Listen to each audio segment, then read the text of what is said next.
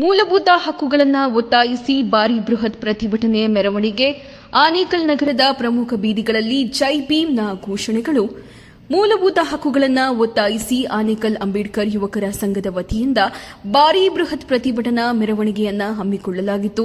ನಗರದ ಎಎಸ್ಪಿ ಸ್ಟೇಡಿಯಂನಿಂದ ಸಹಸ್ರಾರು ಸಂಖ್ಯೆಯಲ್ಲಿ ಜಮಾಯಿಸಿದ ಅಂಬೇಡ್ಕರ್ ಯುವಕರ ಸಂಘದ ಪದಾಧಿಕಾರಿಗಳು ಹಾಗೂ ವಿವಿಧ ಸಂಘಟನೆಗಳ ಪದಾಧಿಕಾರಿಗಳು ಜೈ ಭೀಮ್ ಎಂಬ ಘೋಷಣೆಗಳನ್ನು ಕೂಗುತ್ತಾ ಭಾರೀ ಬೃಹತ್ ಪ್ರತಿಭಟನೆಯನ್ನ ನಡೆಸಿ ನಗರದ ಆನೇಕಲ್ ಕಚೇರಿಗೆ ಧಾವಿಸಿದ್ರು.